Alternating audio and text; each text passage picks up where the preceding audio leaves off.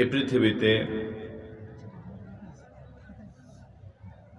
মানুষের উপর মানুষের জন্য আল্লাহর দেওয়া যত নিয়ামত,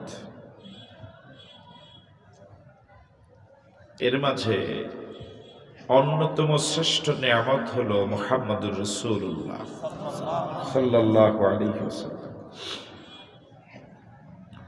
তিনি আমাদের প্রিয় নবী। আমরা আল্লাহ পাকের নিয়ামত কি পরিমাণ ভোগ করছি তার সংখ্যা অগণন। ওয়া ইন তাউদ্দু নি'মাতাল্লাহি লা তুহসুহা।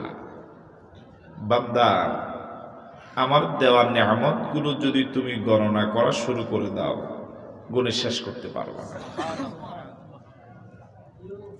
সহজে বুঝবার জন্য বলা যেতে পারে, মহাসাগরের জলরাশির ভিতরে মাছগুলো যেভাবে ডুবে আছে, পৃথিবীর মানুষগুলো আমরা আল্লাহ পাকের নিয়ামতের ভিতরে নিয়ামতের মহাসাগরে এভাবে ডুবে আছে। এর মাঝে অন্যতম শ্রেষ্ঠ নিয়ামত হলো মুহাম্মদুর রাসূলুল্লাহ। আমাদের রাসূলের অনেক পরিচয়। একজন মানুষের স্থান কাল পাত্র ভেদে বিভিন্ন পরিচয় হয়, বিভিন্ন নামে তিনি পরিচিত হন। যেমন একজন আলেম যখন জুমাবারে খুতবা দিতে, খুতবা নিয়ে মেহরাবে মিম্বারে উঠেন, তখন তার নাম খতিব। খুতবা শেষে যখন তিনি মেহরাবে দাঁড়ান, তখন তার নাম ইমাম। তিনি যখন স্টেজে চেয়ারে বসেন, তখন তিনি বক্তা। যখন তিনি প্যান্ডেলে বসেন, তখন তিনি শ্রোতা। যখন তিনি বাজারে কিছু কিনতে যান, তখন তার নাম ক্রেতা। যখন তিনি দোকানে ক্যাশে বসেন, তখন তার নাম বিক্রেতা। যখন তিনি শ্বশুর বাড়িতে যান, তখন তিনি জামাই। তিনি তার স্ত্রীর স্বামী, তিনি তার সন্তানদের বাবা। মানুষ কয়জন? একজন। এই একজন মানুষের এত পরিচয় হয়ে গেল সময়ের ব্যবধানে, স্থানকাল পাত্র ভেদে। এটা আমার বেলা যেমন, আপনার বেলায়ও তেমন। আমাদের প্রিয় নবী মুহাম্মদুর রাসূলুল্লাহ সাল্লাল্লাহু আলাইহি ওয়াসাল্লামের অসংখ্য পরিচয়। আমি কিছু পরিচয় আপনাদের সামনে তুলে ধরছি, যদি সঠিক হয়, যাদেরকে আল্লাহ জবান দিয়েছেন আওয়াজ দিয়ে জবাব দিবেন। আমাদের রাসূল মসজিদে নববীর শ্রেষ্ঠ ইমাম ছিলেন। সঠিক তো বললেন না যে? আমাদের রাসূল মসজিদে নববীর শ্রেষ্ঠ ইমাম ছিলেন। তিনি রাষ্ট্রের শ্রেষ্ঠ রাষ্ট্রনায়ক ছিলেন। তিনি যুদ্ধের ময়দানের শ্রেষ্ঠ সেনাপতি ছিলেন। তিনি পৃথিবীর সর্বশ্রেষ্ঠ রাজনীতিবিদ ছিলেন। তিনি পৃথিবীর সর্বশ্রেষ্ঠ অর্থনীতিবিদ ছিলেন। তিনি পৃথিবীর সর্বশ্রেষ্ঠ রাসূল ছিলেন। তিনি পৃথিবীর সর্বশেষ নবী ছিলেন। তিনি পৃথিবীর সর্বশ্রেষ্ঠ সত্যবাদী ছিলেন। তিনি পৃথিবীর সর্বশ্রেষ্ঠ আমানতদার ছিলেন।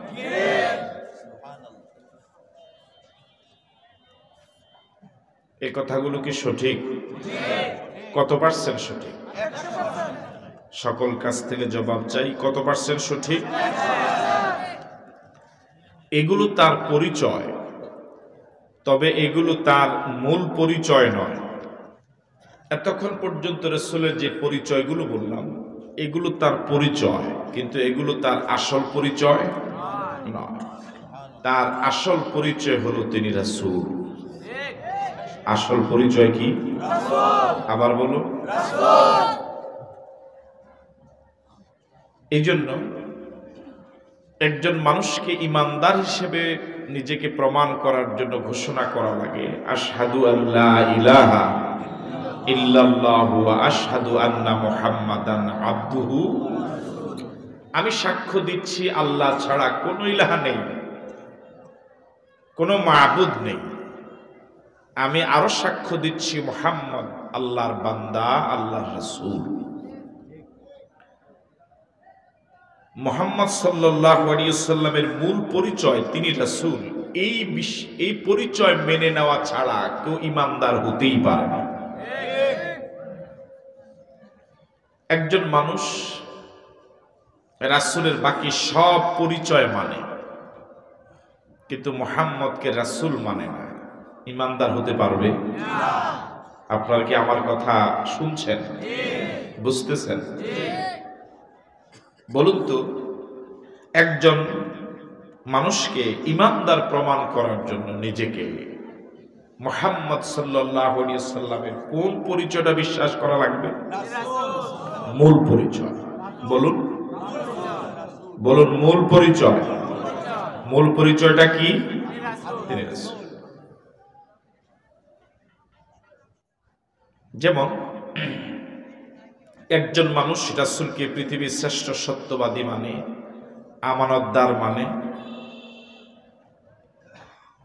শ্রেষ্ঠ ইমাম মানে, শ্রেষ্ঠ রাষ্ট্রনায়ক মানে, শ্রেষ্ঠ রাজনীতিবিদ মানে, শ্রেষ্ঠ আমানতদার মানে, কিন্তু রাসূল মানে না, ঈমানদার হতে পারবে? ঈমানদার হতে পারবে? তাহলে ঈমানদার হওয়ার জন্য কোন পরিচয় বিশ্বাস করা লাগবে? আবু জেহেলের নাম শুনেছেন আপনারা? ভালো মানুষ না খারাপ মানুষ? বদর যুদ্ধের প্রাক্কালে একদিন আবু জেহেল একান্তে এক জায়গায় বসা। আবু জেহেলের মানের আরেকজন নেতা এসে আবু জেহেলকে বলছে, দেখো আবু জেহেল, এখানে তো শুধু তুমি আর আমি, এখানে তৃতীয় কেউ নেই। তোমাকে একটা প্রশ্ন করি, আশা করছি তুমি সঠিক জবাব দিবা। প্রশ্নটা হলো, আব্দুল্লাহর এতিম ছেলে মুহাম্মদ, ও নিজেকে নবী বলে দাবি করে। নবী দাবি করার পর থেকে আমাদের এলাকায় পরিবারে পরিবারে সমস্যা, বাপ ছেলে সমস্যা শুরু হয়ে গেল, পুরা দেশ উলট পালট হয়ে গেল। আসলে মুহাম্মদ, এর ব্যাপারে তোমার মন্তব্য কি?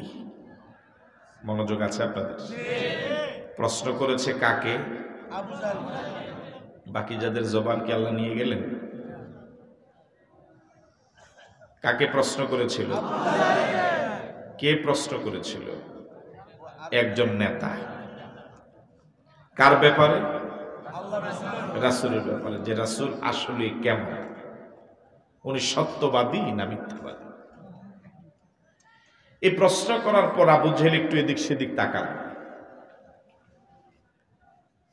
মূলত তাকাইছে, তাকিয়ে দেখলো যে আশেপাশে অন্য কেউ আছে কিনা।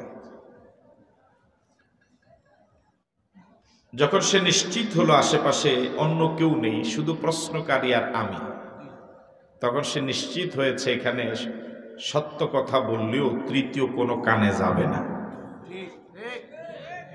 এখনো তো এই চরিত্রের লোক সমাজে আছে। যেমন আমি উদাহরণ দিতে গিয়ে ডানে বামে তাকালাম, তখন চেহারার সাথে উদাহরণ দিতে মিল পাই নাই, এই জন্য উদাহরণটা দেই নাই। আমার ভাইয়েরা,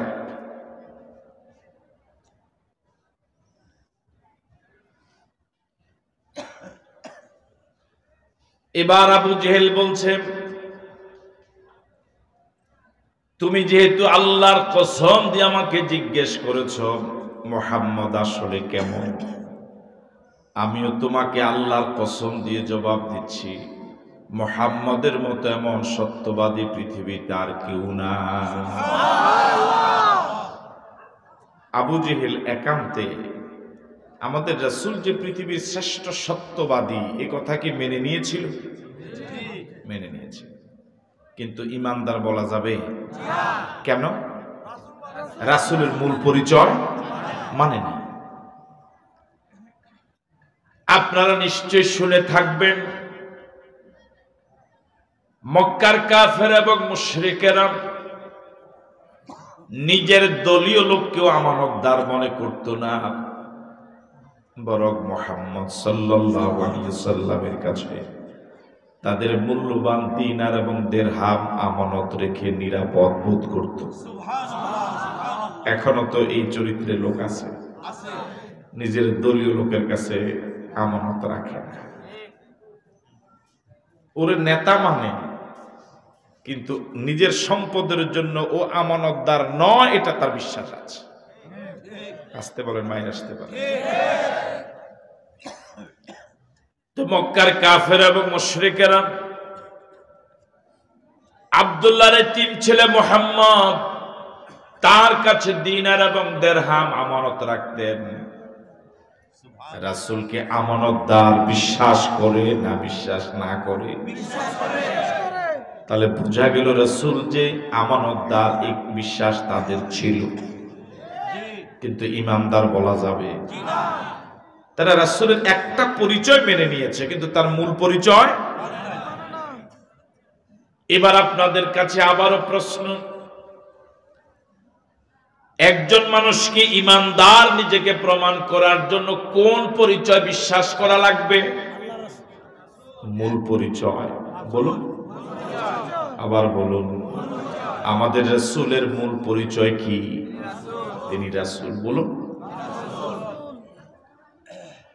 এখন প্রশ্ন হতে পারে, মূল পরিচয় আর অন্য পরিচয়ের মাঝে পার্থক্য কি? মনোযোগ দিয়ে যদি শুনেন তাহলে বুঝতে সমস্যা হওয়ার কথা নয়। মূল পরিচয় আর অন্য পরিচয়ের মাঝে যোজন যোজন ব্যবধান, অনেক পার্থক্য, আকাশ পাতাল ব্যবধান। অন্যান্য পরিচয়গুলোর ব্যাপারে মন্তব্য চলে। উদাহরণ হিসেবে বলা যায়, বর্তমান পৃথিবীর সব দেশগুলো মিলে যদি একজন মানুষকে শ্রেষ্ঠ বক্তা হিসেবে নিয়োগ দেয়,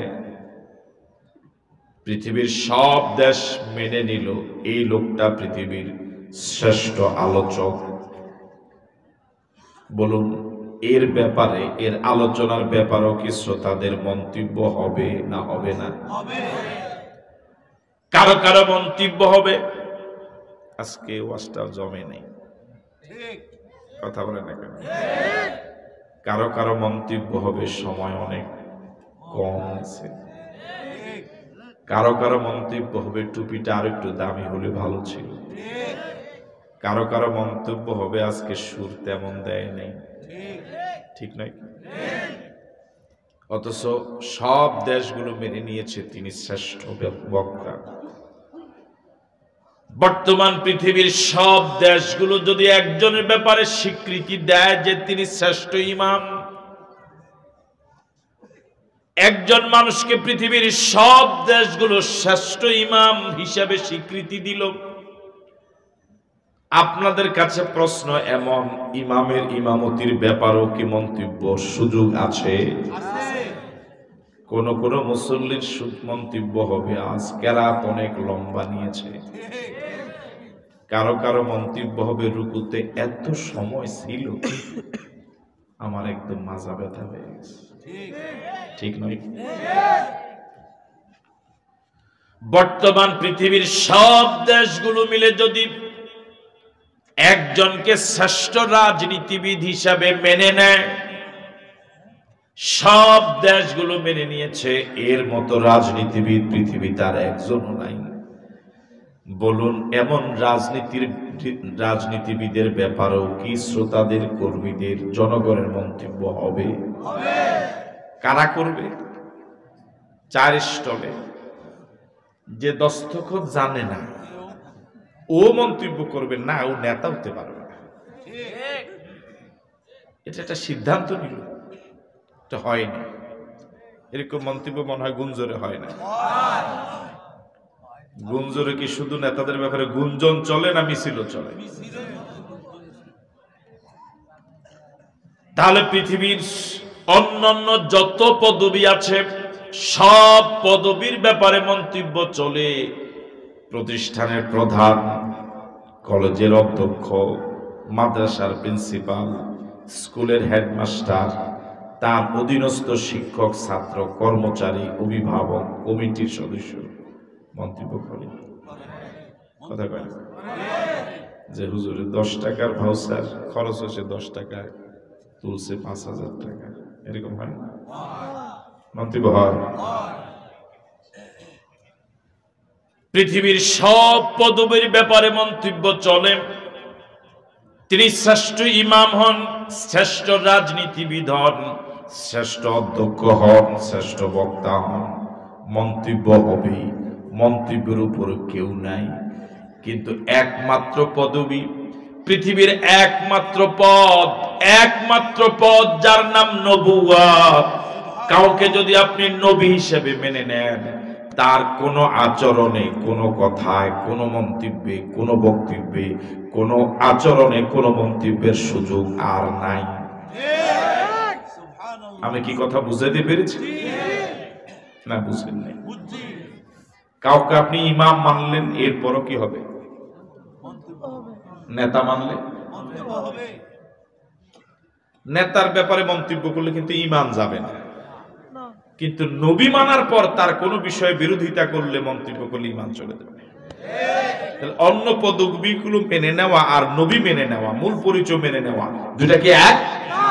পার্থক্য কি 19-20 না? বিশাল ব্যবধান।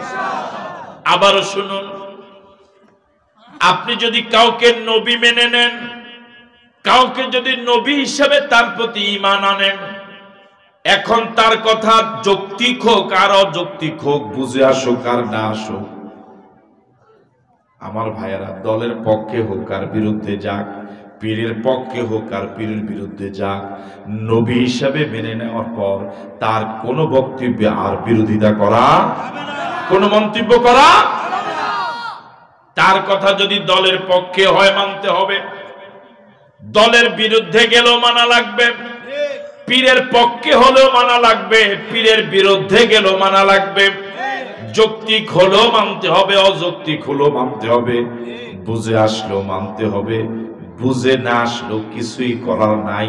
রাসূল বলেছে আর কোনো কথা বলা যাবে না। ঠিক আছে কথা? যখনই আমি তাকে নবী মেনে নিয়েছি, রাসূল এই কথা বলেছে, বাস আর কোনো মন্তব্য নাই। রাসূল যা বলেছে সারেন্ডার হওয়া লাগবে, মাথা নত করে দিতে হবে, তাসলিম করা লাগবে। বুঝে আসলে, যৌক্তিক হলেও। রাসূলের মাধ্যমে যে শরীয়ত এসেছে, রাসূল তিনি এমন নবী, মুহাম্মদ তিনি এমন রাসূল, তার মাধ্যমে যা এসেছে তার প্রতি আস্থার কারণে সেগুলো আমরা মেনে নিয়েছি। তিনি এত আস্থাশীল, এত বিশ্বস্ত, এত আমানতদার, এত আস্থাশীল মানুষ, তিনি যা বলেন তাই সত্য। জোরে বলেন আল্লাহু আকবার। তিনি নিজ থেকে কোনো কথা বলেন না। মা ইয়ানতিকু আনিল হাওয়া ইন হুয়া ইল্লা ওয়াহয়ু ইউহা। নবী নিজ থেকে কোনো কথা বলেন না। আল্লাহ যা বলে তাই যা বলতে বলে তাই বলেন, নিজ থেকে কোনো কথা তিনি বলেন না। সুতরাং তার মাধ্যমে পাওয়া শরীয়তের ব্যাপারে কোনো মন্তব্য করা কোনো ইমানদারের জন্য জায়েজ নাই। প্রতি রাকাতে রুকু কয়টা? প্রতি রাকাতে রুকু কয়টা? সিজদা কয়টা? কেন? কোনো কেন বলা যাবে না। কথা বলেন না কেন? কোনো প্রশ্ন করা? মাগরিবের নামাজ ফরজ কয় রাকাত? এশার নামাজ ফরজ কয় রাকাত? কেন? প্রশ্ন করা? কোনো কেন বলা যাবে না। এটা ফাইজলামের জায়গা না, এটা আপনার দলীয় অফিস না। সারা পৃথিবীর দলগুলোর অবস্থা হলো, দলীয় কর্মীরা নেতার কোন বক্তব্যের ব্যাপারে মন্তব্য করলেই দলীয় পদ থাকে না। কথা বলেন? নেতার বিরুদ্ধে কোনো মন্তব্য করলে ফেসবুকে কোন স্ট্যাটাস দিলে পরের দিন আর সে দলীয় অফিসে ঢোকার সুযোগ পায় না, বরং তার কপালে নিজ দলীয় লোকের মায়ের জুটি। ঠিক নয় কি? দুনিয়ার সামান্য একটা দল, ওই দলের হাজার হাজার নেতা, সবার বিরুদ্ধে নয়, একজনের বিরুদ্ধে মন্তব্য করলে দলীয় পদ থাকে না। তাম পৃথিবীর একমাত্র শ্রেষ্ঠ নবী মুহাম্মদুর রাসূলুল্লাহ সাল্লাল্লাহু আলাইহি ওয়াসাল্লাম, তার ব্যাপারে, তার আনিত জীবন বিধানের ব্যাপারে আপনি মন্তব্য করবেন, জান্নাতে সিট বরাদ্দ থাকবে? কথা বলেন, সিট বরাদ্দ থাকবে? এই সহজ কথাটা বোঝার জন্য কি কামেল পাস করার দরকার? মুফতি মুহাদ্দিস হওয়ার দরকার? কমন সেন্সের কমন বাদ দিয়া শুধু সেন্সও যদি থাকে, এই কথাটা বোঝা সহজ।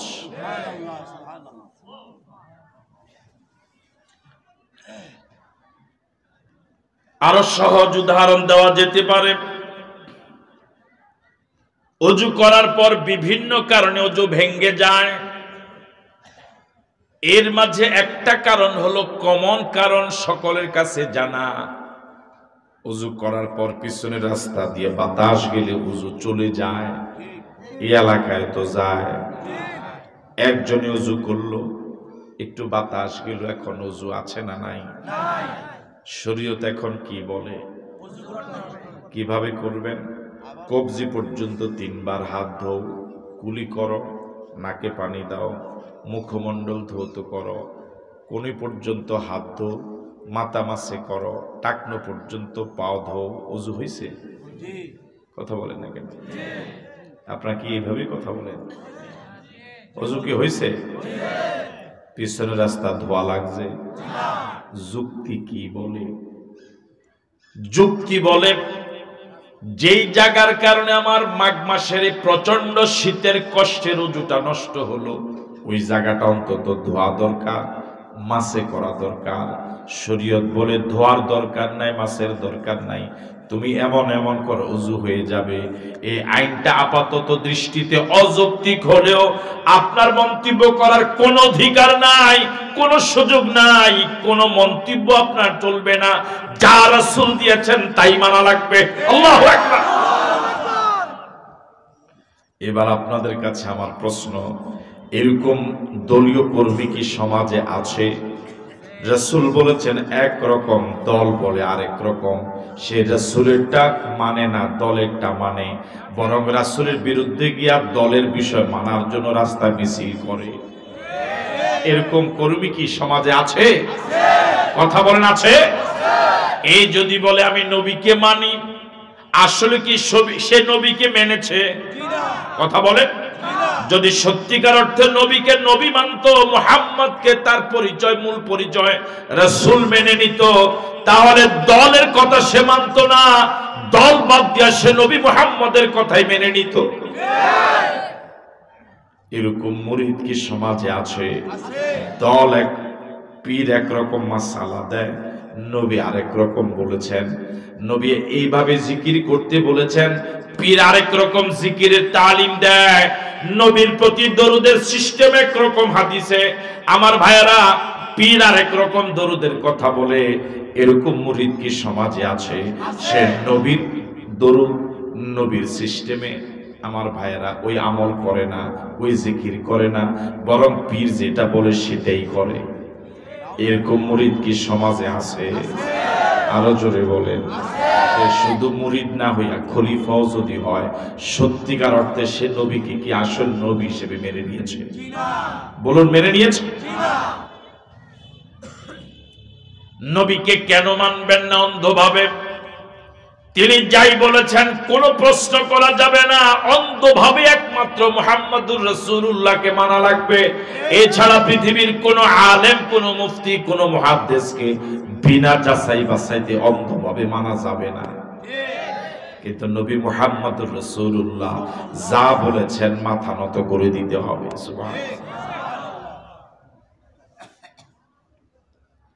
একদিন আল্লাহর নবী রাস্তা দিয়ে হেঁটে যাচ্ছিলেন। সাহাবায়ে কেরাম আল্লাহর নবীকে কিভাবে মেনেছেন যা বলেছেন কোনো প্রশ্ন নাই। কি আস্থাশীল ছিলেন। আল্লাহ নবী রাস্তা দিয়ে হেঁটে যাচ্ছিলেন। কিছু দূর যাওয়ার পর একজন ইহুদির সাথে দেখা। আমাদের রাসূলকে রাস্তায় হাঁটা চলা করতেন। বাকি যারা জবাব দেন নাই, হাঁটা চলা কি করতেন? হাট বাজার করেছেন, বিয়ে শাদী করেছেন, দেশ চালিয়েছিলেন, মসজিদের ইমামতি করেছেন, যুদ্ধের সেনাপতি কি ছিলেন? ওই ইহুদির কাছ থেকে আল্লাহর নবী কিছু ঋণ নিয়েছিলেন। কত কষ্টকর ছিল আল্লাহর নবীর সংসার পরিচালনা। ঋণ নিয়ে সংসার চালাতে হতো। আল্লাহর নবী ইহুদির কাছ থেকে কিছু ঋণ নিয়েছিলেন। ঋণ, আমার ভাইয়েরা, রাসূল বাধ্য হয়েছিলেন ঋণ নিতে, কিন্তু রাসূল আবার ঋণ থেকে আল্লাহর কাছে পানাহ চেয়েছিলেন। ঋণ বড় বিপজ্জনক। আল্লাহর রাসূল প্রায় দোয়া করতেন, আল্লাহুম্মা ইন্নী আউযু বিকা মিনাল মাসামি ওয়াল মাগরাম। ও আল্লাহ, পাপ থেকে আমি পানা চাই, ঋণ থেকে আমি পানা চাই। আল্লাহু আকবার। আল্লাহুম্মা ইন্নী আউযু বিকা মিনাল মাসামি ওয়াল মাগরাম। আল্লাহুম্মা ইন্নী আউযু বিকা মিনাল মাসামি ওয়াল মাগরাম। ও আল্লাহ, ঋণ থেকে আমাকে মুক্তি দাও, অপরাধ থেকে আমাকে মুক্তি দাও। ঋণ এত খারাপ জিনিস। আমার ভাইয়েরা, রাসূল নিজেও পানা চেয়েছেন। এখন আমরা যারা ঋণগ্রস্ত, মরে যাওয়ার পর একজন হয়তো ঘোষণা দেয়, তার কাছে যদি কেউ পানা দেনা থাকেন, অমুকের সাথে যোগাযোগ করেন। এটা শুধু বলার জন্য বলা। আমার মন বলে 100-র ভিতরে নয়, 1000-999টাই পরিশোধ হয় না। কথা বলে ঠিক নয়। মানুষ মরে যাওয়ার পর তার পরিত্যক্ত সম্পদের প্রথম হক হলো তার দাফন কাফন। এরপরে ঋণ পরিশোধ ছাড়া আমার ভাইরা তার সম্পদ বন্টন করার বৈধতাই নাই। এখন ঋণ পরিশোধের কোনো চিন্তা উত্তরাধিকারদের নাই, বরং সবার আগে, মরে যাওয়ার আগে সম্পদ বন্টনের চিন্তা শুরু হয়। আল্লাহর নবী কোন জানাজায় গেলে, আপনাদের কাছে প্রশ্ন, রাসূল যাদের জানাজা যেতেন তারা কমপক্ষে একজন সাহাবী। কথা বল ঠিক নয়? রাসূল যার জানাজা যেতেন তিনি অবশ্যই সাহাবী। রাসূল জানাজা যাওয়ার পর প্রথম যে প্রশ্নটা করতেন, এই আল্লাহর বান্দার কি কোনো ঋণ আছে? যদি জবাব হতো ঋণ নাই, রাসূল জানাজা পড়তেন।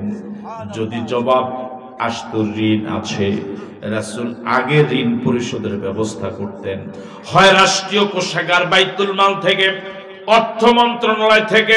যদি ব্যবস্থা না থাকতো, আল্লাহর নবী উপস্থিত সাহাবায়ে কেরামকে বলতেন ঋণ পরিশোধের ব্যবস্থা করো, এরপর জানাজা হবে। এক জানাজা থেকে আল্লাহর নবী চলে যাচ্ছিলেন, ঋণ পরিশোধ হচ্ছিল না।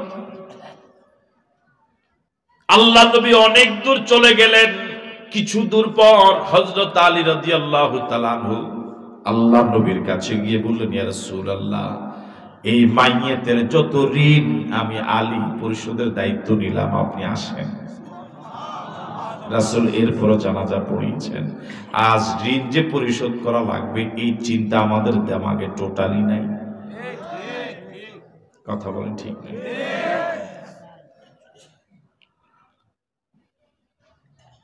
ওই ইহুদির কাছ থেকে আল্লাহর নবী ঋণ নিয়েছিলেন, যথাসময়ে ঋণ পরিশোধ করেছিলেন।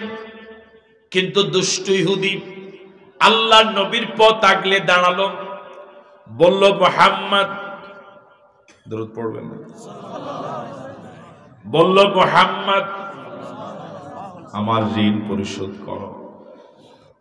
রাসূল বলছেন, আমি তোমার ঋণ পরিশোধ করেছি। ইহুদি বলছে দাও নাই। রাসূল বলছেন আমি পরিশোধ করেছি। ইহুদি বলছে পরিশোধ করো নাই। রাসূল বললেন আমি পরিশোধ করেছি। তর্ক বিতর্কের রূপ নিল। এমন সময় সুচতুর ইহুদি বলল, মুহাম্মদ, তুমি যদি ঋণ পরিশোধ করেই থাকো, দুনিয়ার নিয়ম অনুযায়ী সাক্ষী লাগবে, সাক্ষী আনো। তার এই কথাটা তো যৌক্তিক, কিন্তু ঘটনা ছিল এমন, ঋণ নেওয়ার সময় সাক্ষী ছিল না, ঋণ পরিশোধের সময় সাক্ষী ছিল না। আল্লাহর নবী বিব্রতকর অবস্থায় পড়ে গেলেন। এমন সময় একজন মুসলিম মাত্র কয়েকদিন আগে কালিমা পড়ে মুসলমান হলেন, তার কানে যখন ভেসে আসলো ইহুদি বলছে মুহাম্মদ সাক্ষী আনো, ওই মুসলিম বললেন ইয়া রাসূলুল্লাহ আমি এই ঘটনার সাক্ষী। আল্লাহর নবী ইহুদির সামনে ওই আল্লাহর বান্দাকে প্রশ্ন করলেন, আল্লাহর বান্দা আমি যখন ঋণ নিয়েছিলাম তখনও তুমি ছিলে না, যখন পরিশোধ করেছিলাম তখনও তুমি ছিলে না, এমন অদেখা বিষয়ের সাক্ষী তুমি কেমন করে হও? আমার আপনার জীবনে যদি এমন ঘটনা ঘটতো, আমরা কি ওর সামনে এমন প্রশ্ন করতাম? ওই মুসলিম দু চোখের পানি ছেড়ে দিয়ে বললেন ইয়া রাসূলুল্লাহ কিছুদিন আগে আমি মূর্তি পূজারী ছিলাম, নিজ হাতে মূর্তি বানাতাম, মূর্তির গায়ে মেকআপ করতাম, মূর্তির সামনে মাথা নত করেছিলাম। আপনি বলেছেন মূর্তি পূজা করা যাবে না। মূর্তিগুলোর কোনো ক্ষমতা যদি নাও থাকে, মূর্তিগুলো তো অন্তত দেখা যায়, মূর্তিগুলো তো ধরা যায়। আপনি বলেছেন এ দেখা মূর্তির গোলামি করা যাবে না, অদেখা এক আল্লাহর গোলামি করা লাগবে। আপনি কোনদিন সে আল্লাহকে দেখাতে পারেন নাই। আপনি নবীর কথায় দেখা মূর্তিগুলো বাদ দিয়া এক অদেখা আল্লাহর গোলামি শুরু করলাম শুধু আপনার কথায়। আপনি বলেছেন জান্নাত আছে, কোনদিন দেখাতে পারেন নাই, শুধু আপনার কথা বিশ্বাস করলাম। আপনি বলেছেন জাহান্নাম আছে, কোনদিন দেখাতে পারেন নাই, শুধু আপনার কথা বিশ্বাস করলাম। আপনি বলেছেন ফুলসেরাত আছে, চুল থেকে চিকন, ধারালো তরোয়াল থেকে ধার, কোনদিন দেখি না, বিশ্বাস করলাম। আপনি বলেছেন ফেরেশতা আছে, কোনদিন দেখি না, বিশ্বাস করলাম। আপনি বলেছেন দু কাঁধে দুজন লেখক আছে, কোনদিন দেখি না, বিশ্বাস করলাম। আপনি বলেছেন কবর আযাব আছে, কোনদিন নতুন কবর পুরান কবর খুঁড়লে আযাবের অস্তিত্ব পাওয়া যায় না, শুধু আপনার কথা বিশ্বাস করলাম। আপনি বলেছেন কবরের ৯৯টা বিষাক্ত সাপ, আপনি বলেছেন কবরে ৯৯টা বিষাক্ত এমন সাপ, এমন বিষাক্ত সাপ, এমন বিষাক্ত সাপ। একটা সাপ যদি একবার পৃথিবীতে নিঃশ্বাস ফেলতো, পৃথিবীতে গাছপালা কোনোদিন তরুলতা কোনোদিন জন্ম নিত না। এমন ৯৯টা সাপ তো দূরের কথা, কোন নতুন কবর পুরান কবর খুললে একটা সাপের অস্তিত্ব পাওয়া যায় না।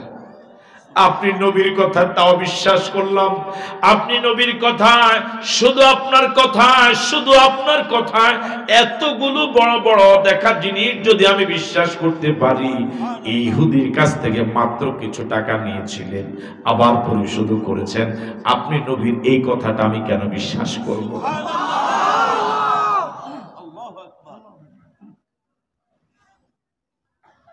আমার ভাইয়েরা, এমন নবীকে বিশ্বাস করা লাগবে অন্ধভাবে, যা বলেছেন কোনো প্রশ্ন নাই। আল্লাহ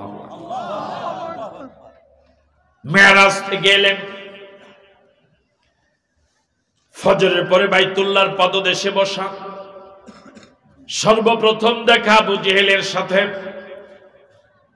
আবু জেহেল জিজ্ঞেস করছে মুহাম্মদ প্রতিদিন তো নতুন নতুন অনেক তথ্য দাও, আজ কি তোমার কাছে কোনো নতুন তথ্য আছে? আল্লাহর নবী বললেন চাচা একটা গরম খবর আছে, একটি চমৎকার তথ্য আছে। গত রাতে ফুফি উম্মে হানির ঘর থেকে বাইতুল মাকদাস গেলাম, সেখান থেকে প্রথম আকাশ, দ্বিতীয় আকাশ, তৃতীয় আকাশ, সপ্ত আকাশ পাড়ি দিয়ে এই মাত্র আসলাম। যে যুগে মক্কা থেকে বাইতুল মাকদাস যেতে কয়েক মাস সময় লাগতো, সে সময় সপ্ত আকাশ পাড়ি দিয়ে এই মাত্র আসা, এটা কি কোনো মানুষ বিশ্বাস করতে পারে? আবু জেহেল চিন্তা করছে, আল্লাহ এতদিন যাও ভাবছিলাম অন্তত মাথাটা ঠিক আছে, নাউজুবিল্লাহ, এখন তো দেখি সে জায়গায় সমস্যা। সেটাকে খুব ভালো একটা ইস্যু পয়েন্ট পেল। সে মনে করেছে মুহাম্মদের বিরুদ্ধে এতদিন যত ট্যাবলেট বিক্রি করতে চেয়েছি কোনো ট্যাবলেট ভালো বিক্রি করতে পারিনি, অন্তত এই সুযোগটা কাজে লাগানো যাবে। এরপর সে চিন্তা করে এমন একটা মোয়া বুঝেন, সুযোগ হাতে পেয়েও সে এরপর চিন্তা করছে কি এটা কথা হইল। সেবার চিন্তা করছে মুহাম্মদকে যদি আবার শক্তভাবে জিজ্ঞেস করি যে এটাকে আমি প্রচার করব, তাহলে হয়তো মুহাম্মদ বলবেন না চাচা দরকার নাই, শুধু আপনার কাছে বলেছি, আপনার কাছে সীমাবদ্ধ রাখেন। এই চিন্তা আবু জেহেল বলল, মুহাম্মদ তুমি যা বলেছো এটাকে আমি প্রচার করে বেড়াবো। আবু জেহেল মনে করেছে এই থ্রেড দিলে রাসূল হয়তো বলবেন না দরকার নাই। আল্লাহ নবী বললেন, চাচা আমি যা বলেছি শতভাগ সত্য কথা বলেছি, যদি আপনার মন চায় আপনি প্রচার করতে পারেন। আমার ভাইরা, ইসলামে আন্দোলনের প্রচার, ইসলাম বিরোধীরা যা করেছে, কত শত মিলিয়ন ট্রিলিয়ন ডলারের প্রচার তারা করেছে আল্লাহ ভালো জানে। ওরা পুরস্কৃত হওয়া দরকার। মানুষের পাও কয়টা? মানুষ যখন বেশি খুশি হয় লাভ দেয়, তখন আঞ্চলিক ভাষায় বলে কয় পায়ে লাভ দেয়? 3 ঠ্যাঙে। আবু জেহেল এখন দৌড় দিল প্রচার করবে। সর্বপ্রথম দেখা আবু বকরের সাথে। আল্লাহু আকবার বলল, আবু বকর তুমি কি জানো তুমি যাকে নবী মানো তিনি নতুন কি তথ্য দিয়েছে, এটা কি তুমি জানো? আবু বকর রাদিয়াল্লাহু তাআলা আনহু বললেন, আবু জেহেল সর্বশেষ তথ্য তো আমার জানা নেই। আবু জেহেল আল্লাহর নবীর জবান থেকে যা শুনেছিলেন মেরাজ সংক্রান্ত তথ্য আবু বকরের কাছে উপস্থাপন করলেন, আফরোজ করলেন। আবু বকর বললেন, আবু জেহেল তুমি যা বলেছো তা কি আমার নবী বলেছে? আবু জেহেল বলল, আবু বকর তোমার যদি বিশ্বাস না হয়, মুহাম্মদ এখনো বাইতুল্লাহর পাদদেশে বসা, তুমি গিয়ে জিজ্ঞেস করে আসতে পারো। আবু বকর রাদিয়াল্লাহু তাআলা আনহু বললেন, আবু জেহেল শোনো, তুমি যা বলেছো তা যদি আমার রাসূল বলে থাকে, তাকে দ্বিতীয়বার জিজ্ঞেস করে বেয়াদবি করতে আমি চাই না। আমি বিশ্বাস করেছি মুহাম্মদ সত্য বলেছে। কি বিশ্বাস! যে যুগে বর্তমান যুগের সাইকেলের মতো একটা বাহন ছিল না, ওই যুগে বাইতুল মাকদাস কয়েক মাস সময় লাগতো।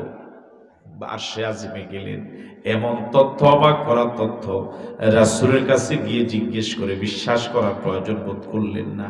আমরা তো অন্তত বলতাম আচ্ছা গিয়ে একটু জিজ্ঞাই না। আবু বকর কয়, হ্যাঁ তুমি সঠিক বলেছো। আমাদের জেহেল, আবু লাহাব, উতবা, সাইবা, মুগীরা কি অসভ্য ভাষায় আল্লাহর নবীকে গালি দিয়েছে। এমন কোন গালি নাই, এমন কোন ভাষা নাই যা নবীর বেলা ওরা ব্যবহার করে নাই। নবীকে পাগল বলেছে, গণক বলেছে, জাদুকর বলেছে, কিন্তু সারা পৃথিবীর নবী বিরোধী যারা, ওরা এ কথা বলতে পারে নাই যে মুহাম্মদ জীবনে একটা মিথ্যা কথা বলেছে। গোটা পৃথিবীতে ইসলামে এবং রাসূলের চরম শত্রু যারা, তারাও বলতে পারে নাই যে মুহাম্মদ গোটা জীবনে একটা অসত্য কথা বলেছে। এমন নবীর উম্মত হতে পেরে খুশি না বেজার? এই জন্য আওয়াজ দিয়ে বলেন আলহামদুলিল্লাহ।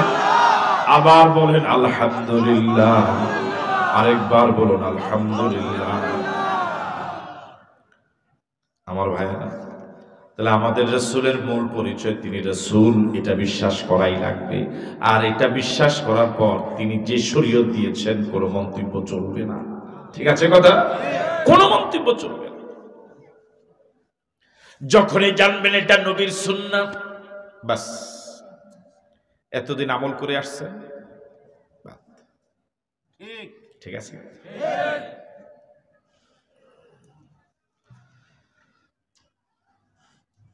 প্রথমত রাসূলের মূল পরিচয় বিশ্বাস করা লাগবে। আমরা কি বিশ্বাস করেছি? এখন করলেন না, আগেও করেছেন। দ্বিতীয়ত হলো এই নবীকে নবী হিসেবে মানলে চলবে না, জীবন থেকে বেশি মুহাব্বত করা লাগবে। শুধু মুহাম্মদকে তার মূল পরিচয় তিনি রাসূল এটা বিশ্বাস করলেই চলবে না।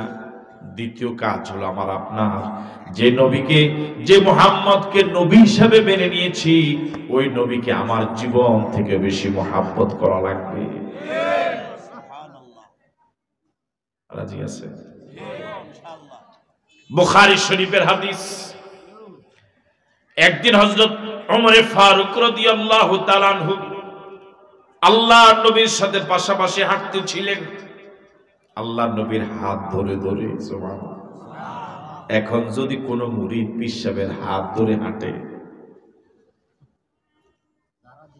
যারা দিব অন্য মুরিদরা ফিডি মারিলেন, করতে বেয়াদব। কথা বল ঠিক কি? হযরত ওমর আল্লাহর নবীর হাত ধরে হাঁটে। ইসলাম কই আর আমরা কই? পীর সাহেবের হাতে এমন কি খারাপ যেটা ধরলেই খারাপ হয়ে যাবে? হ্যাঁ,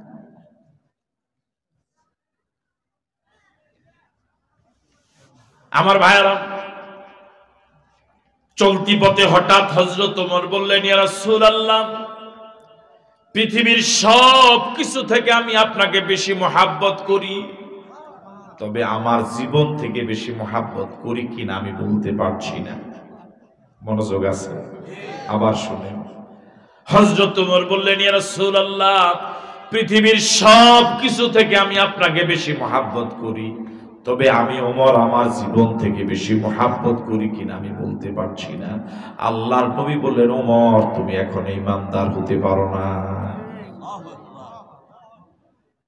ওমর রে বললেন এখন ঈমানদার হতে। ওই ওমরকে আল্লাহর নবী বললেন, ওমর এখন ঈমানদার হতে পারো নাই, যে ওমর সম্পর্কে আল্লাহর নবী একবার বলেছিলেন আমার পর আর কোন নবী আসবে না, আমার পর যদি আল্লাহ আর একজনকে নবী করে দুনিয়াতে পাঠাতেন লাকানা ওমর, তিনি হতেন ওমর।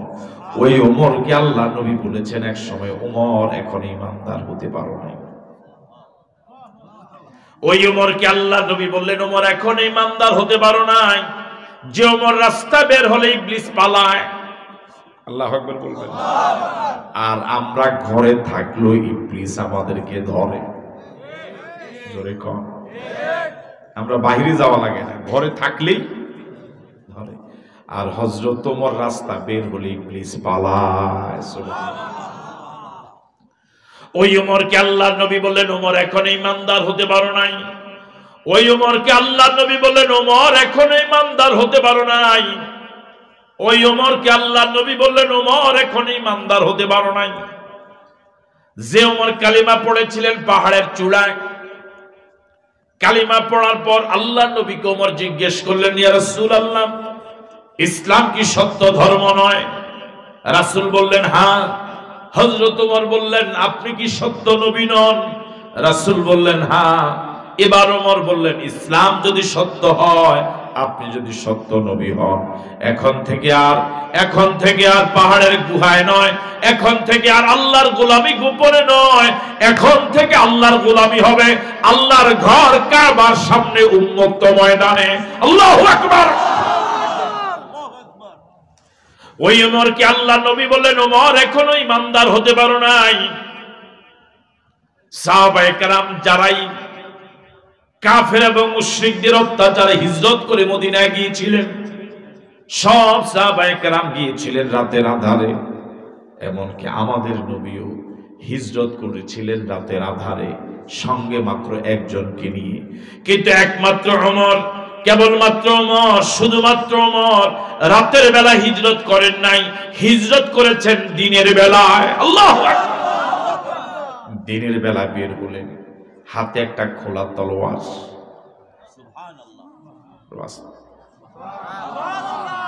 গোপনে নয়, খোলা তলোয়ার নিয়ে এবার ওমর মক্কাবাসীকে এলান করলেন, আমি খাত্তাবের ছেলে ওমর, আমি চলে যাচ্ছি মদিনায়।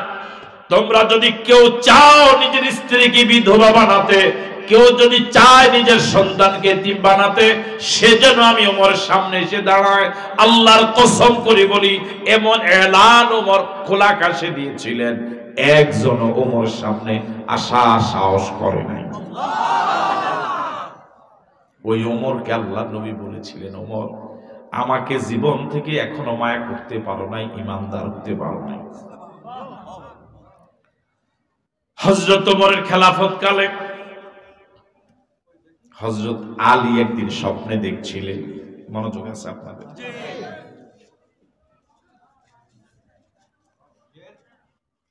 হযরত ওমরের খেলাফত কালে হযরত আলী একদিন স্বপ্নে দেখছিলেন, মাঠে আছেন আপনারা? হযরত আলী রাদিয়াল্লাহু তাআলা আনহু একবার স্বপ্নে দেখছিলেন, মনোযোগ আছে আপনাদের। কে স্বপ্নে দেখলেন? আলী। কার খেলাফত কালে? ওমরের। তিনি স্বপ্নে দেখছেন যে তিনি রাসূলের পিছনে নামাজ পড়লেন। নামাজ শেষে, ফজর নামাজ শেষে হযরত আলী অন্য মুসল্লিদের আগে একটু আগে বের হয়ে গেলেন। এটা কিন্তু স্বপ্ন। বের হয়ে মসজিদে নববীর দরজায় গিয়ে দেখেন একজন বুড়ি মহিলা দাঁড়ানো, একটা খেজুরের পোটলা হাতে। বুড়ি মহিলা আলীকে খেজুরের পোটলাটা দিয়ে বললেন, আলী, এটা আমার নতুন বাগানের খেজুর, এটা বিশ্ব নবীর জন্য এনেছি, বিশ্ব নবীকে উপহার দিবা, তিনি যেন নিজে খান, সাহাবায়ে কেরামের মাঝে বন্টন করেন। স্বপ্ন যোগেই আলী মহিলার হাত থেকে খেজুরের পোটলাটা নিলেন, আল্লাহর নবীর কাছে নিয়ে বললেন, ঘটনা বয়ান করলেন।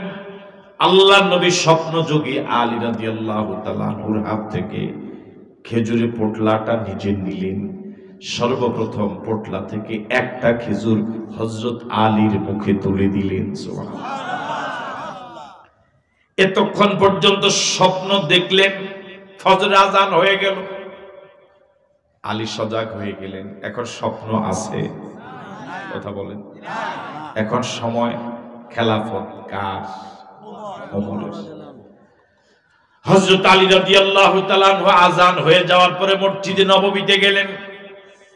এখন মসজিদে নববীর ইমাম কে?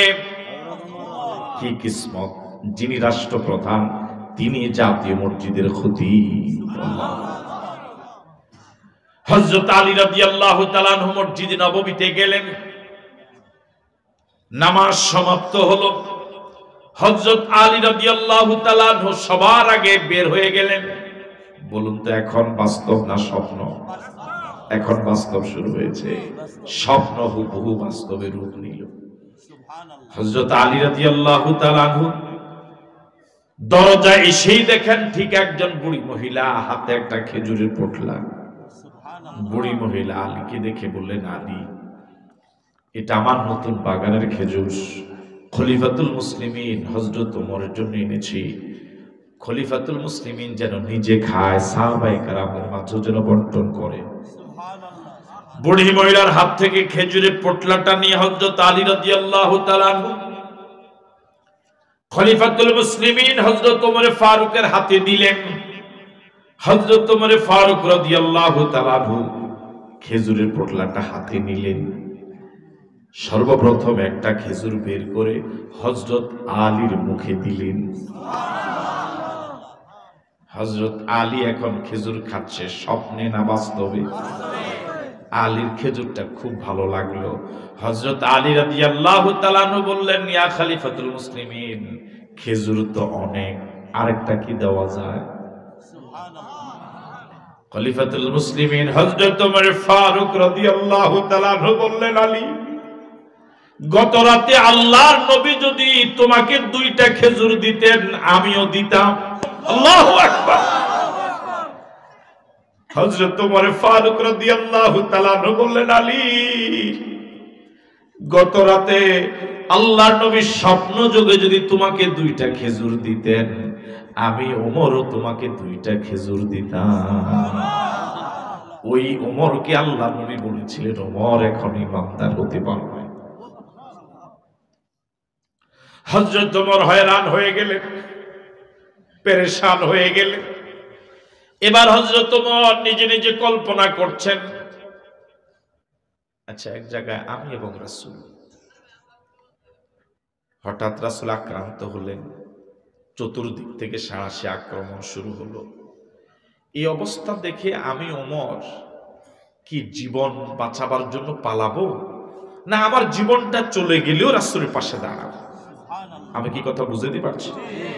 হযরত ওমর এখন মনে মনে কল্পনা করছেন, এক জায়গায় আমি এবং রাসূল, আল্লাহর রাসূল চতুর্দিক থেকে আক্রান্ত হলেন, দুনিয়া থেকে বিদায় করে দেওয়ার জন্য আক্রমণ চলছে, শুধু এই জায়গায় আমি একমাত্র সাহাবী, আর কেউ নাই। এই দুরবস্থা দেখে আমি ওমর কি জীবন নিয়ে পালাবো, না আমার জীবনটা চলে গেল রাসূলের পাশে দাঁড়াবো? এই প্রশ্ন ওমর নিজেকে নিজে করলেন, আবার নিজে জবাব দিলেন, না আমি জীবন নিয়ে পালাবো না, আমি জীবন নিয়ে পালাবো না, আমি জীবন নিয়ে পালাবো না। আমার জীবনটা যদি চলেও যায়, জীবনটা যদি চলেও যায়, আল্লাহর নবীর পাশেই আমি দাঁড়াই থাকবো। আল্লাহু আকবার। তাহলে তো বোঝা গেল আমি ওমর আমার জীবন থেকে রাসূলকে বেশি মায়া করি। আল্লাহু আকবার। এবার হযরত ওমর বললেন, ইয়া রাসূলুল্লাহ, ইয়া রাসূলুল্লাহ, আমি ওমর আমার জীবন থেকে আপনাকে বেশি মায়া করি। আল্লাহু আকবার। এবার রাসূল বললেন, ওমর এই মাত্র তুমি ঈমানদার হয়েছো। লা ইউমিনু আহাদুকুম হাত্তা আকুনা হাব্বা ইলাইহি মিন ওয়ালিদিহি ওয়া ওয়ালাদিহি ওয়ান নাস আজমাইন। আল্লাহ নবী ১৫০০ বছর আগে বলে গেলেন, ততক্ষণ পর্যন্ত ঈমানদার হতে পারবা না যতক্ষণ না নিজের জীবন থেকে, পরিবার পরিজন থেকে, সন্তানাদি থেকে, তাম পৃথিবী থেকে, সব মানুষ থেকে আমি নবীকে বেশি মোহাব্বত না করো, ঈমানদার হতে পারবা না। ছাত্র জীবনে হাদিস কত পড়লাম, কর্মজীবনে হাদিস কত পড়ালাম, আলোচনার জীবনে হাদিস কত আলোচনা করলাম। এই হাদিস অনুবাদ করা যত সহজ, এই হাদিস অনুযায়ী নিজের জীবন থেকে আল্লাহর নবীকে বাস্তব ময়দানে বেশি মোহাব্বত করার পরীক্ষায় পাশ করা অত সহজ না। কথা বলে ঠিক নয় কি? মুখে মুখে আশিকে রাসূল বলা এটা যত সহজ, নবীর প্রেমের পরীক্ষায় ময়দানে টিকে থেকে জীবন বাজি রেখে আশিকে রাসূল প্রমাণ করা এত সহজ নয়। কথা বলে ঠিক নয় কি?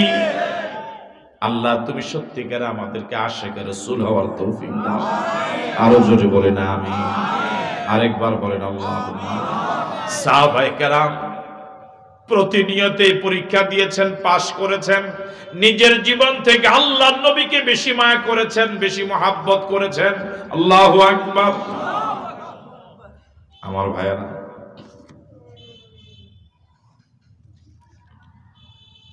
রাসূলকে জীবন থেকে বেশি ভালোবাসার পথে যদি দল বাঁধা হয়, এ দল মানা যাবে না। আর আসতে বলে, আল্লাহর নবীকে জীবন থেকে বেশি মায়া করার পথে যদি দল বাঁধা হয়, এ দল মানা যাবে না। আল্লাহর নবীকে জীবন থেকে বেশি মোহাব্বত করার পথে যদি পীর বাঁধা হয়, এ পীর মানা যাবে না। আল্লাহর নবীকে জীবন থেকে বেশি মোহাব্বত করার পথে যদি পিতামাতা বাঁধা হয়, এই পিতামাতাকেও মানা যাবে না। আমি কি পিতামাতার বিরুদ্ধে কথা বলবো? পিতা মাতাকে শ্রদ্ধা করব, কিন্তু রাসূলকে বেশি মহব্বত করা লাগবে। বদরের যুদ্ধে ইসলামের ইতিহাসের সবচেয়ে জটিল এবং কঠিনতম যুদ্ধ। বাবা লড়েছে ছেলের বিরুদ্ধে, ছেলে লড়েছে বাবার বিরুদ্ধে। আমার ভাইয়েরা, এমন অসম যুদ্ধ, কঠিন যুদ্ধ পৃথিবীতে আর যায় নাই। যুদ্ধ শেষে বাবাও বাড়ি এসেছে, ছেলেও বাড়ি এসেছে। বাবা ছেলেকে বলেছে, বাবা ছিল কাফেরের পক্ষে, ছেলে ছিল রাসূলের পক্ষে। বাবা ছেলেকে বলছে, ছেলেরে বদরের মাঠে আমি তোকে বহুবার পেয়েছিলাম তলোয়ারের নাগালে, ইচ্ছে করলে আমি তোমাকে হত্যা করতে পারতাম, কিন্তু মারি না মায়ার কারণে। ছেলে বলছে, আব্বা আপনি বলেছেন বদরের মাঠে আমাকে বহুবার দেখেছেন, ইচ্ছে করলে হত্যা করতে পারতেন, করেন না মায়ার কারণে। আল্লাহর কসম করি বলি, আল্লাহর কসম করি বলি, বদরের মাঠে আমি আপনাকে একবারের জন্য দেখি নাই।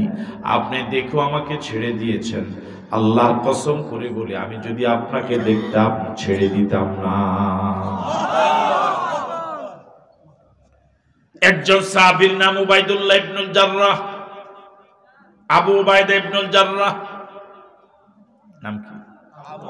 ও যুবকেরা কত নায়ক নায়িকার নাম মুখস্থ করেছো জীবনে, কত খেলোয়াড়ের নাম মুখস্থ করেছো জীবনে, কয়েকজন সাহাবীর নাম একটু মুখস্থ করো না?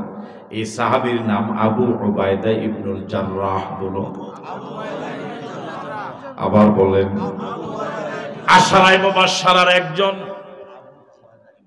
আল্লাহর নবী জীবদ্দশায় যে 10 জন সাহাবীকে জান্নাতের সার্টিফিকেট দিয়েছিলেন, জান্নাতি ঘোষণা করেছিলেন, এর মধ্যে আবু উবাইদা একজন। আল্লাহু আকবার। আল্লাহর নবী ইন্তেকালের আগে জীবদ্দশা বলে গিয়েছিলেন, লিকুল্লি উম্মাতিন আমিন ওয়া আমিনু উম্মতি আবু উবাইদা। সব উম্মতের জন্য একজন বিশ্বস্ত মানুষ ছিল, আমিন ছিল। আমার উম্মতের আমিন হলো আবু উবাইদা। আল্লাহর নবী ইন্তেকাল করলেন, তখনও দাফন হয় নাই। রাষ্ট্রপ্রধান খলিফাতুল মুসলিমিন তখনও নিয়োগ হয় নাই। হযরত আবু বকর সিদ্দিক রাদিয়াল্লাহু তাআলা আনহু আবু উবাইদাকে ডাকলেন, আবু উবাইদা আপনি এদিকে আসেন। আবু উবাইদা এলেন, বলেন আপনি আপনার ডান হাত বাড়ান। এখনো রাষ্ট্রপ্রধান নির্বাচন হয় নাই, আমি আপনাকে রাষ্ট্রপ্রধান মেনে সর্বপ্রথম আপনার হাতে শপথ নিব। তার কারণ হলো আল্লাহর নবী জীবদ্দশা বলে গিয়েছিলেন, লিকুল্লি উম্মাতিন আমিন ওয়া আমিনু উম্মতি আবু উবাইদা। আল্লাহর নবী বলেছেন সব উম্মতের জন্য একজন আমিন ছিল, আমার উম্মতের আমিন হলো আবু উবাইদা। সুতরাং আমি আপনাকে রাষ্ট্রপ্রধান মানি, সর্বপ্রথম আমি আপনার হাতে শপথ নিব। আবু উবাইদা বললেন, না আমি পারবো না, আমি ওই আবু বকরের সামনে আমার হাত বাড়াতে পারবো না যে আবু বকরকে আল্লাহর নবী জীবদ্দশা নামাজের ইমামতি দিয়া গিয়েছে। আল্লাহ, কি সম্মান! একজন আরেকজনকে কি সম্মান করতে। আবু উবাইদা, তার নাম, বাবার নাম আব্দুল্লাহ, দাদার নাম জাররাহ। মনোযোগ আছে আপনাদের? ছেলের নাম আবু উবাইদা, বাবার নাম আব্দুল্লাহ, দাদার নাম জাররাহ। আবু উবাইদা রাদিয়াল্লাহু তাআলা আনহু বদরি সাহাবী, বদরে অংশগ্রহণ করেছেন। তার বাবা কাফের ছিল, সেও বদরে অংশগ্রহণ করেছে। বাপ এবং ছেলে, ছেলে রাসূলের পক্ষে, বাবা আবু জেহেলের পক্ষে। মনোযোগ আছে? আবু উবাইদা রাদিয়াল্লাহু তাআলা আনহু হঠাৎ দেখলেন তার বাবা আবু উবাইদা, তার বাবা আব্দুল্লাহ, আবু উবাইদা বদরে অংশগ্রহণ করেছেন, তার বাবা আব্দুল্লাহ বদরে। তবে ছেলে আবু উবাইদা মুসলমানদের পক্ষে আর তার বাবা আব্দুল্লাহ কাফেরদের পক্ষে। যুদ্ধ চরম আকার ধারণ করলো। হঠাৎ আবু উবাইদা দেখেন তার বাবা আব্দুল্লাহ আল্লাহর নবীকে হত্যা করার জন্য খোলা তলোয়ার নিয়ে দৌড় দিচ্ছে। মনোযোগ আছে? ছেলে আবু উবাইদা বাবার সামনে গিয়ে দাঁড়ালেন, বলল, বাবা আল্লাহর নবীকে হত্যা করার জন্য সেদিকে যেও না। আবু উবাইদা বাবাকে বাধা দিলেন, বাবা বাধা মানল না। প্রথম বাধা উপেক্ষা করে আবু উবাইদার বাবা আব্দুল্লাহ দ্বিতীয়বার আল্লাহর নবীকে হত্যা করার জন্য দৌড় দিয়েছে। ছেলে আবার দ্বিতীয়বার বাবার সামনে গিয়ে দাঁড়ালো, বাবা তোমাকে অনুরোধ করি আমার রাসূলের গায়ে আঘাত দেওয়ার জন্য যেও না। বাবা দ্বিতীয় বাধাও মানল না।